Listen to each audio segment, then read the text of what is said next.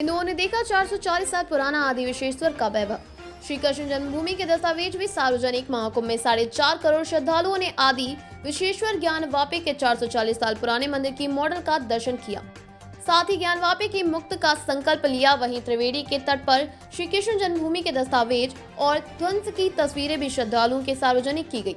प्रदर्शनी में प्रदर्शित मंदिर के दस्तावेज और तस्वीरों को 6.5 करोड़ से अधिक श्रद्धालुओं ने देखा है। श्री आदि महादेव काशी धर्मालय मुक्ति न्यास की ओर से 1669वें ध्वंस किए गए श्री आदि विश्वेश्वर मंदिर ज्ञानवापी का मॉडल देश और दुनिया भर के सनातनी हिंदुओं के दर्शन के लिए सेक्टर 19 में रखा गया था।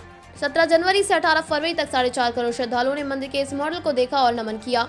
ज्ञानवापी के मॉडल के साथ ही वर्तमान समय की तस्वीरों को भी लगाया गया था। इसके साथ ही ASI के सर्वे के दौरान मिले प्रत्येक चिन्हों को प्रदर्शनी के जरिए दर्शाया गया। न्यास के डॉक्टर रामप्रसाद सिंह ने बताया कि मंदिर के मॉडल और प्रदर्शनी के जरिए 1669 में आदि विश्वेश्वर ज्ञानवापी मंदिर की असली स्थिति से श्रद्धालुओं को रूबरू कराया गया। ज्ञानवापी के सर्वे के बाद तस्वीरों के साथ ही 1669 में ध्वंस के पहले ज्ञानवापी के असली स्वरूप को महाकुंभ में हर किसी ने देखा। ज्ञानवापी में मिले शिवलिंग, दीवारों पर देवी देवताओं के चित्र, सनातन मंदिरों की नक्काशी को भी दिखाया गया।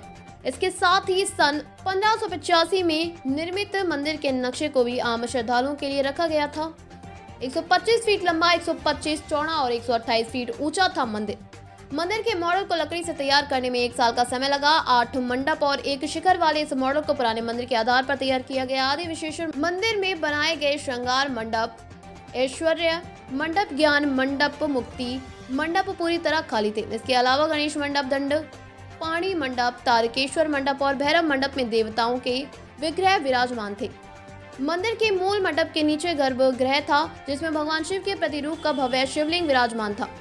मंदिर का मुख्य प्रवेश द्वार पश्चिम में उत्तर नंदी, पूर्व में प्रवचन कक्ष तथा दक्षिण में गर्भगृह स्थित शिवलिंग पर चढ़ाए गए जल निकासी के वर्तमान में ज्ञानवापी कूप कहा जाता है। मंदिर के नीचे एक बेसमेंट है, जिसे तहखाना कहा जा रहा है। इसकी गहराई 7 फीट है। इसको बनाने के लिए अलग अलग ग्रंथों पुस्तकों का अध्ययन किया गया। पहली बार महाकुंभ में जन्मभूमि से जुड़े दस्तावेजों और तस्वीरों को किया सार्वजनिक। श्री कृष्ण जन्मभूमि मुक्ति न्यास की ओर से त्रिवेणी के तट पर जन्मभूमि के प्राचीन दस्तावेज और चित्रों की प्रदर्शनी लगाई गई थी। सेक्टर 16 में लगी प्रदर्शनी ने हर किसी का ध्यान अपनी ओर खींचा। यह पहला मौका था जब महाकुंभ में जन्मभूमि से जुड़े दस्तावेज और तस्वीरों को सार्वजनिक किया गया था। इसके अलावा औरंगजेब नामा आलमगिरी औरंगजेब का इतिहास जनवरी 1670 में मथुरा के कृष्ण मंदिरों को तोड़कर मूर्तियों को मस्जिद की सीढ़ियों में लगाने का फरमान भी प्रदर्शनी के हिस्सा बना था। न्यास के अध्यक्ष महेंद्र प्रताप सिंह ने बताया कि महीनों भर तक लगी प्रदर्शनी को 6.5 करोड़ से अधिक श्रद्धालुओं ने देखा है। प्रदर्शनी में जन्मभूमि के मामले में जुड़े कई दस्तावेजों को महाकुंभ में पहली बार सार्वजनिक किया गया था। इसके जरिए आम जनता को जन्मभूमि के लिए जागरूक करना ही उद्देश्य था।